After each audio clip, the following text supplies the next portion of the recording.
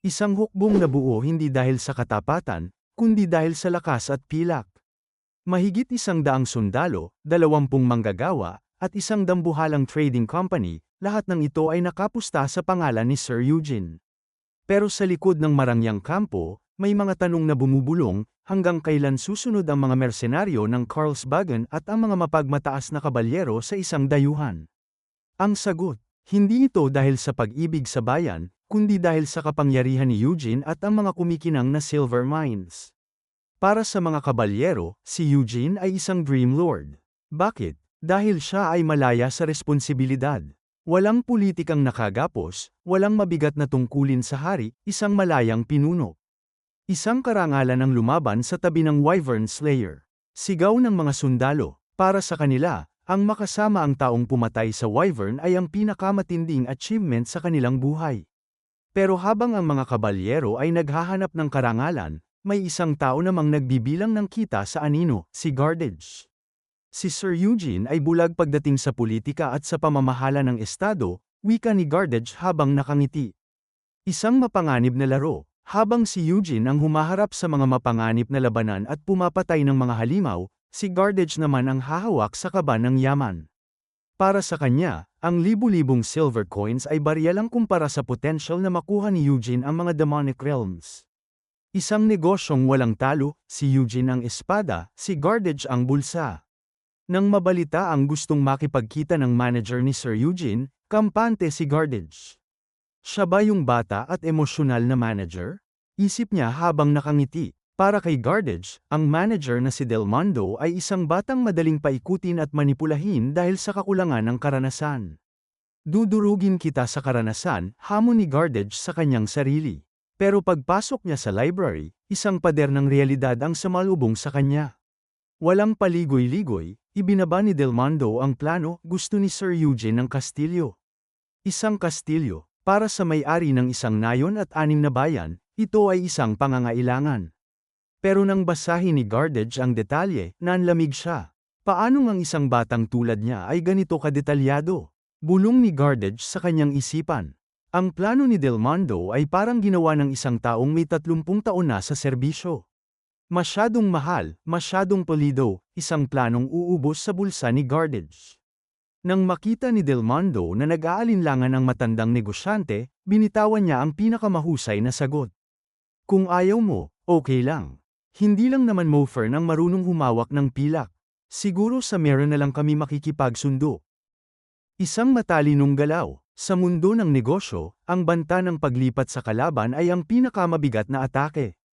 Agad na nagbago ang timpla ni Gardage. Nawala ang yabang, at napalitan ng pilit na tawa.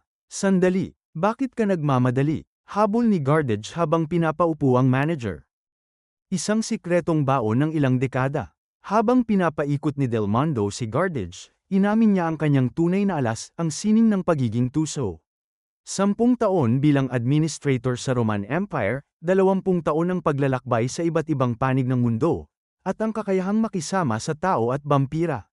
Sa madaling salita, bago pa man maisip ni Gardage ang kanyang susunod na hakbang, nabasa na ito ni Delmondo 10 hakbang advance. Nakikita ko ang binabalak mo. Nang hindi ko man lang pinagsisikap, sa isip ni Delmondo. Dito na binitawan ng vampirang manager ang pinakamapanirang vision para kay Sir Eugene. Guildmaster Gardage, sa tingin mo ba ay hihinto lang si Sir Eugene sa pagiging isang lord? Isang tanong na nagpabago sa pananaw ni Gardage. Para kay Delmondo, ang Wyvern Slayer ay hindi lang pang-marquis o pang-great lord, ang dugong nananalaytay sa kanya ay panghari. Isang ambisyon na kayang yumanig sa buong imperyo. At sa harap ng ganitong kalaking plano, ang ilang libong silver coins ni Gardage. Barya lang para sa gagawing kaharian. Habang abala si Delmondo sa paghabi ng tadhana sa loob ng library, ang ating bida na si Eugene ay nasa gitna ng aksyon. Isang kampo ng bandit ang pinasok. Sir Eugene, tignan niyo ito. Para sa inyo ito. Masiglang hiyaw ng kanyang mga kabalyero.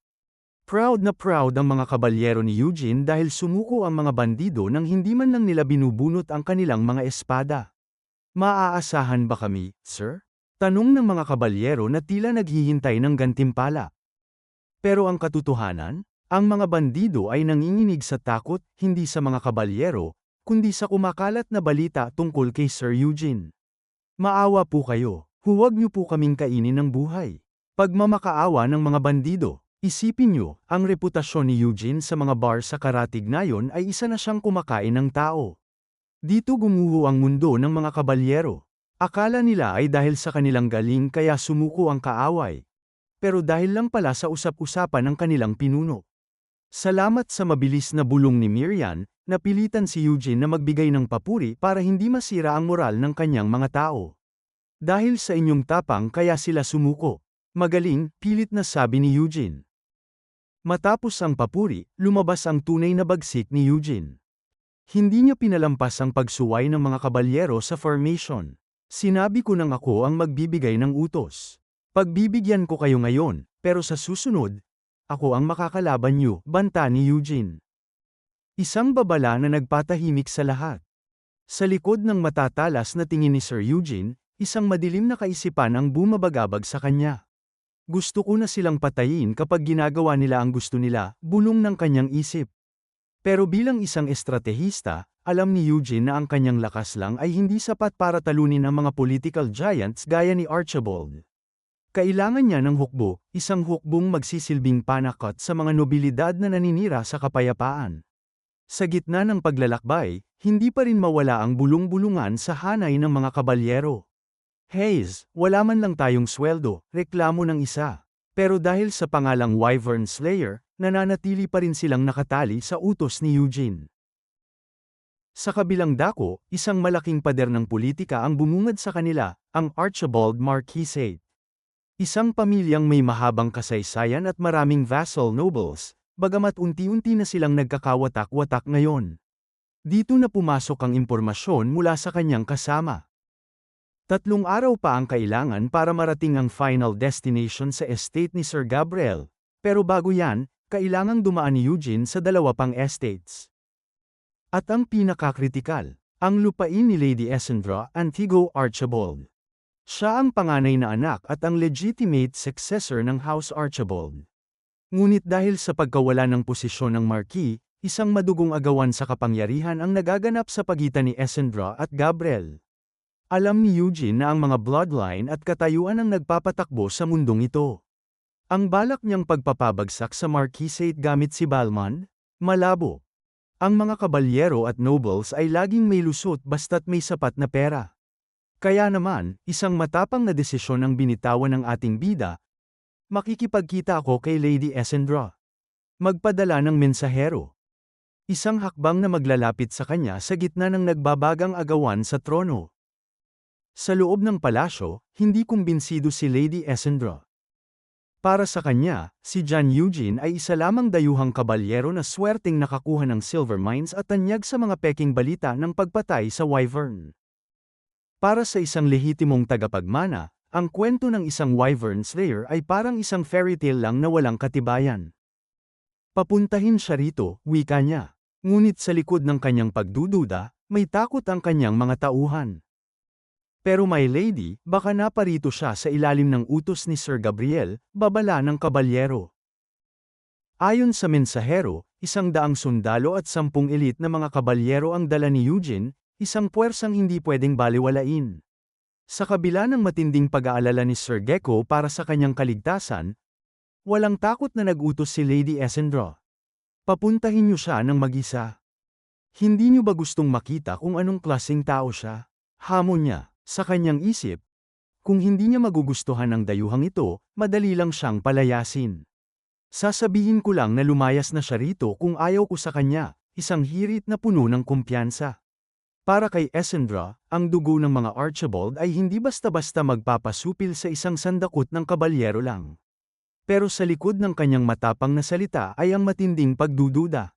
Bilang isang naturally skeptical na tao, ayaw maniwala ni Essendra sa mga kwentong bayan.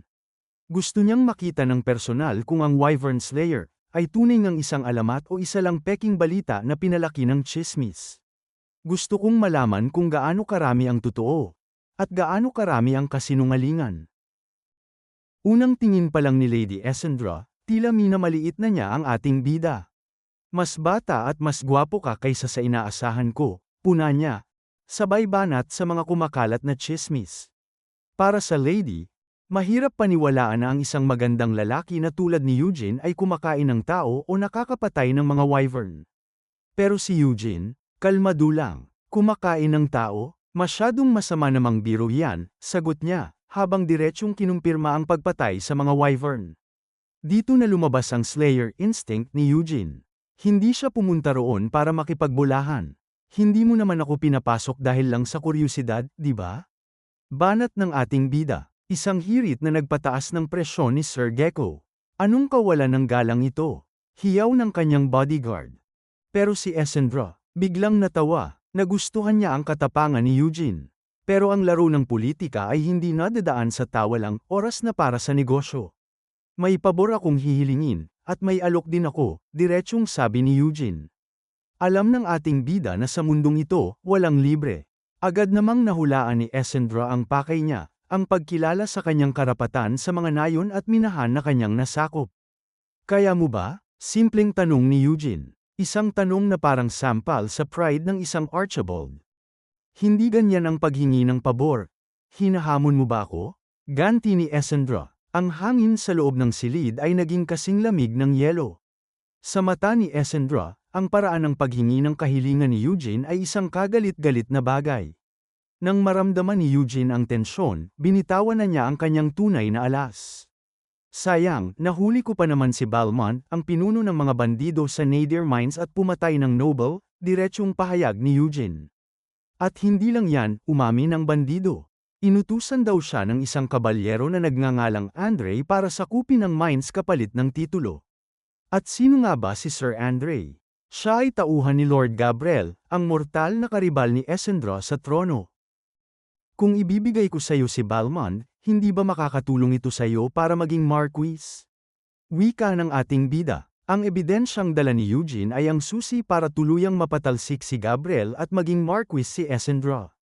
Bilang kapalit, ang hiling ni Eugene ay simple lang, official recognition bilang isang lord. Sa isang iglap, naglaho ang pagdududa ni Lady Essendra. Mula sa pagiging skeptical, biglang nauwi sa halakhak ang lahat. Pasensya na, naging masyado ba akong masungit? Bawi ng lady. Ibibigay ko sa iyo ang certificate at pati na rin ang pera bilang tanda ng paghingi ng tawad. Deklara ni Essendra, pero sa likod ng tawanan, alam ni Eugene na ang laro ay mas malalim pa. Ayon kay Essendra, kaya naman niyang kunin ang posisyon sa kahit anong oras dahil sa kanyang legitimacy. Ang tanging problema, ang royal family na gusto din makuha ang teritoryo ng Carlsbagen. Isang masalimuot na gulo ng kapangyarihan kung saan ang bawat panig ay may kanya-kanyang agenda. Napagtanto ni Eugene na maging ang royal family ay hindi basta-basta makagalaw laban sa mga makapangyarihang nobilidad. At ang target nila ngayon, ang Carlsbagen. Mukhang nangako ang hari kay Gabriel ng mas mataas na titulo para tuluyan itong kumampi sa korona. Pero para kay Lady Essendra, kapag naging Marquis siya, kalahati lang ng kapangyarihan ang makukuha ni at lagi siyang nasa ilalim ng pagbabanta ni Gabriel. Ang problema ng Carlsbagen ay dapat resolbahin ng mga tao ng Carlsbagen. Deklara niya, isang sense of duty na pilit binubuwag ng kasakiman ni Gabriel. Pero hindi lang si Gabriel ang sakit sa ulo. Ang pamilya Archibald ay may-ari ng isang dungeon sa demonic realm. Pero ang problema, ang pang-apat na kapatid na si Edric. Nakaharang siya sa daan patungo sa demonic realm at nagpapatupad ng toll fee. 10 silver coins bawat tao. Isang gara palang paniningil para lang makadaan sa sariling lupain ng pamilya. Isang malinaw na mensahe, hindi siya kakampi kay Essendra, at hindi rin siya kakampi kay Gabriel. Siya ay panig lang sa sarili niyang bulsa. Kasuklam-suklam, di ba? Tanong ni Essendra kay Eugene. Sa gitna ng succession war, ang mga kapatid ni Essendra ay mas pinipiling maging neutral o mang-ipit para hindi sila mabalikan ng sinumang manalo sa huli. Habang nagrereklamo si Lady Essendra sa gara palang 10 silver coins na toll fee ng kanyang kapatid na si Edric, isang tanong ang binitawan ni Eugene, "My lady, pwede ko bang ma-raid ang dungeon na yan?" Agad na tumanggi ang lady dahil sa laki ng babayaran para sa 100 tauhan ni Eugene. Pero ang sagot ng ating bida, "Ako lang mag-isa ang papasok." Isang katahimikang nakakabingi ang bumalat sa paligid. Sir Eugene, naririnig mo ba na sinasabihan ka ng mga tao na baliw ka? Tanong ni Essendra. Ang sagot ni Eugene, hindi pa kahit kailan. Pero sa likod ng kanyang pagiging kalmado, alam ni Eugene na ang solo raid ay hindi lang para makatipid sa toll fee, ito ay para ipakita ang kanyang tunay na bagsik. Sa hangganan ng mga estate, nagbigay ng huling babala si Galfredic sa mga kabalyero. Kapag tumawid kayo sa tulay ng walang pahintulot, dudurugin ko ang mga bungo nyo. Isang disiplinang bakal para sa isang hukbong sabik sa gulo. Habang naghihintay ng go signal mula kay Sir Gecko, ang lahat ay napapaisip, kakayanin nga ba ng isang tao ang misteryo ng demonic realm? So gagawin mo na naman ang sarili mong diskarte sa pagkakataong ito? Puna ni Galfredic. Para sa mga nakakakilala kay Eugene, ang pagpunta niya ng mag-isa ay hindi suicide mission, ito ay isang execution. Habang si Byrne at Partek ay abala sa pagpapakalma sa mga mersenaryong nagdududa sa lakas ni Eugene, napansin ni Miriam na galit ang mga kabalyero. Isang mas malaking problema ang kinakaharap ng ating bida. Ang mga walang bayad na kabalyero. Sa loob-loob ni Eugene, gusto na niyang pag-uuntugin ang mga ito para tumahimik, pero bilang isang leader, kailangan niyang magtimpi. Naalala ni Eugene na maging si Kamara ay marunong magtago ng kanyang nararamdaman. Para sa mga mandirigmang ito, ang pag-raid ni Eugene ng mag-isa ay isang malaking insulto sa kanilang kakayahan. Hindi ba kami sapat para sayo? Hamon nila. Imbes na dahas, binola niya ang mga ito. Lahat ng Lord ay nagnanais na makasama ang mga katulad niyo, pambobola niya. Ginamit niya ang pangalan ni Lady Essendra. Sinabi niyang hanga ang lady sa kanilang katapatan kahit wala silang sahod. Isang pagpapalakas ng loob na agad nagpabago sa timpla ng mga kabalyero. Pero alam ni Eugene na hindi sapat ang matatamis na salita, kailangan ng ebidensya. Look, ibigay mo na ang bagay na yan sa kanila. Sa isang utos lang ni Eugene, bumukas ang bag ni Luke, 50 silver coins para sa bawat isa. Hindi ito gaanong kalaki, pero token ito ng pasasalamat namin ni Lady Essendra, ani ng ating bida. Kahit si Miriam ay hindi mapigil ang matawa sa galing umarte ni Eugene, isang manipulasyon na nakuha ang loob ng mga kabalyero gamit ang pangalan ng isang lady na hindi naman nila makikilala. Ang mga kabalyero na kanina lang ay nagdadabog, ngayon ay tila mga tutang sumusunod na sa kumpas ni Eugene. Gagawin namin ang aming makakaya, sir. Hiyaw nila. Pero habang ang lahat ay abala sa pagbibilang ng barya, si Sir Gecko ay hindi pa rin mapakali. Ito ay pagiging reckless, hindi katapangan. Babala niya sa ikaapat na pagkakataon. Para sa isang veteranong tulad ni Gecko, ang pagpasok sa demonic realm ng mag-isa ay isang suicide mission. Sino raw ang mag-a-assemble ng loot? Sino ang kakatay sa mga monsters? Pero si Eugene, kalmado lang. Ako na ang makikipagkasundo tungkol dun, sagot niya. 3 araw lang kaming maghihintay, Sir Eugene, huling banta ni Gecko. Ngunit ang ating bida ay wala nang balak lumingon pa. Kasama ang maingay at sabik na si Miriam, humakbang na si Eugene patungo sa kabilang estate. Sugod, sigaw ni Miriam. Kilalanin si Duke Edric, ang taong masayahin at mabait ayon sa kanyang sariling reputasyon sa Carlsbagan. Pero sa likod ng kanyang ngiti, may bitbit siyang matinding kamalasan pagdating sa pamilya. Sa loob ng maraming taon, naipit siya sa pagitan ng ambisyon ni na Essendra at Gabriel. Akala niya ay sapat na ang manahimik at maghintay kung sino ang mananalo. Pero isang bagong krisis ang kumatok sa kanyang pinto, ang pagdating ng misteryosong kabalyero na si Eugene. Walang paligoy-ligoy, iniharap ni Eugene ang panukala ni Essendra, ang pangambang baka mapinsala ang lupain ni Edric dahil sa pag-apaw ng mga halimaw mula sa Demon Realm. Isang matinding palusot para bigyang daan ang planong pagsakop ni Eugene sa dungeon ng mag-isa. Halika, maupo ka at mag-usap tayo. May inihanda akong handaan para sayo, alok ni Edric. Pero si Eugene, hindi siya pumunta roon para kumain. Nagpapasalamat ako, pero wala akong oras, diretsyong sagot ng ating bida. Isang malamig na pagtanggi na nagpakaba kay Edric. Mayroon akong kahilingan, dagdag niya. Isang kahilingan? Tanong ni Edric sa kanyang isip. Nakikipagsabuatan ba siya kay Essendra? Pero ang hiling ni Eugene ay hindi mga mersenaryo o dagdag na kabalyero. Ang kailangan niya, Monster dismantling specialists at porters. Mga trabahador na kakatay sa mga monsters at magbibitbit ng loot. Nagulat ang Duke. Kahit gaano ka pa kagaling na kabalyero, ang pagpasok sa Demon Realm ng mag-isa ay katumbas ng kamatayan. Pero si Eugene, kampante lang ang plano, pagtatrabahuhin niya sila kapag tapos na niyang ubusin ang lahat ng halimaw sa loob. Habang nakangiti si Duke Edric, ang kanyang isipan ay punong-puno ng pagdududa. Baliw ba siya? O paka na ito ni Essendra? Hinala ng Duke. Sa kanyang paningin, si Eugene ay isang baliw na kabalyero na ipinadala para mamatay sa kanyang teritoryo at gamiting dahilan ni Essendra para gipitin siya. Pati ang utos ni Gabriel na huwag magpapasok sa Demon Realm ay handang baliin ni Edric, basta siguradong sa loob ng dungeon mamamatay si Eugene at hindi sa kanyang bakuran. Kaya naman, nang humingi si Eugene ng 10 manggagawa, biglang naging mapagbigay ang Duke. Doblehin natin. Bibigyan kita ng full support. Deklara ni Edric, pero may kapalit ang kanyang bait. Gusto niyang sumulat si Eugene ng liham kay Essendra na nagsasabing pinakikitunguhan siya ng mabuti sa kastilyo. Isang kasiguraduhan para sa Duke sakaling hindi na makalabas ng buhay ang ating bida. Pero si Eugene, kalmado lang siyang pumayag. Hindi masamang mag-iwan ng magandang impresyon sa kapatid ni Essendra, isip niya. Perpekto, bulong ni Edric sa sarili. Agad niyang pinakuha ang panulat at papel. Ipinatawag din ng 10 specialists, 10 porters, mga mersenaryo, at sandamakmak na supplies.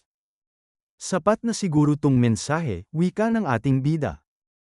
Magaling, hangad ko ang iyong tagumpay, tugon ng Duke.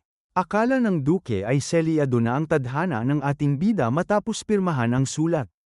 Kahit si Miriam ay nagtataka, bakit biglang nagmukhang mga baliw ang mga nobilidad na ito?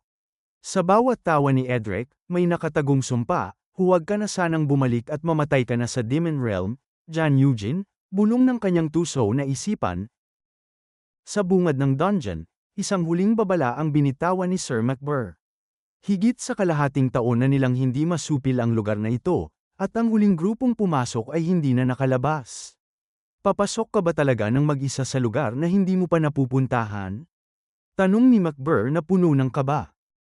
Pero si Eugene, ipinagkatiwala lang niya ang kanyang kabayong si Sil Ayon at kampanteng sinabing may impormasyon siyang nakuha mula kay Essendra. 3 araw, yun lang ang hiningi niyang oras para tapusin ang lahat. Dito na ipinakita ni Eugene ang kanyang malahalimaw na lakas. Ang dambuhalang Demon Realm Gate na halos hindi may galaw ng 10 lalaki, ay mag-isang isinara ni Eugene nang walang kahirap-hirap. Isang eksenang nagpabagsak sa panga ni MacBur at ng mga mersenaryo.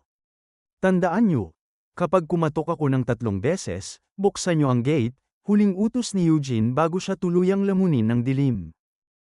Sa sandaling sumara ang Demon Realm Gate, naglaho ang mapagpanggap na anyo ni Eugene. Ang mga pagkain at tubig na ibinigay ni Edric.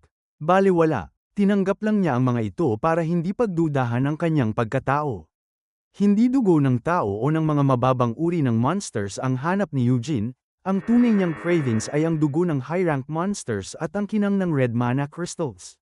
Dito na nagsimula ang tunay na kuryusidad ni Eugene. Matapos ang kanyang paglalakbay mula sa Terwin, hindi pa rin niya alam kung nasaan na nga ba ang hangganan ng kanyang lakas. At sa isang iglap, isang nakapandidilat na black aura ang bumalot sa kanya at sumabog. Ang mga monsters na kanina lang ay handang sumugod, biglang napa at trust sa takot. Maging si Miriam ay hindi mapigil ang manginig. Ano ito? Ang bagong gawang crest ba ito? Ang demonic dragon sa loob niya ay nagwawala. Hiyaw ni Miriam habang nasaksihan ang pagbabagong anyo ng ating bida. Ang subukan ang lakas ko dito ay hindi isang masamang ideya, bulong ni Eugene. Sa isang kisap mata, naglaho ang ating bida. Isang death dash na hindi kayang sundan ng mga mata ni Miriam. Ang mga monsters sa daanan. Hiwa-hiwalay na ang mga katawan bago pa man nila maramdaman ang talim ng kanyang kuko. 3 intermediate trolls. Daan-daang lower-rank monsters, hindi na mabilang. Para kay Eugene, ang mga bangkay na ito ay hindi lang basura, ito ang bayad na higit pa sa pilak na ibinigay ni Essendra. Kukunin ko naman ang para sakin, deklarasyon ng ating bida. Habang sinusuri ni Eugene ang mga bangkay na natuyo ang dugo, isang bagay ang malinaw, hindi vampira ang gumawa nito, kundi isang dambuhalang halimaw na may mga pangil ng isang mabangis na hayop. At para kay Eugene, ang halimaw na ito ay hindi lang kalaban, ito ay pagmumula ng red mana crystals. Ngunit bago pa man niya matunto ng pinagmulan, isang nakakangilabot na ingay ang narinig sa buong kuweba. Ang buong kisame ay puno ng mga dambuhalang paniki na sabay-sabay na sumugod para lumamon. Pero nagkamali sila ng kinalaban. Sa isang iglap, isang nakakatakot na pagbabago ang naganap kay Eugene. Isang black scale ang bumalot sa kanyang braso, na bumuo ng isang matalim na dragon claw. Sa isang kumpas lang, tila mga papel na pinunit ang mga paniki. Malaki para sa paniki, pero hindi pa ito high rank, puna ni Eugene habang binubunot ang kanyang espada. Isang walang katapusang ulan ng mga halimaw ang sumugod, pero para sa Wyvern Slayer, ito ay isa lamang abala na dapat nang tapusin. Pipilipitin ko sila sa takot at sabay-sabay silang papatayin. Deklara ni Eugene. Dito na inilabas ng ating bida ang kanyang nakakatakot na aura.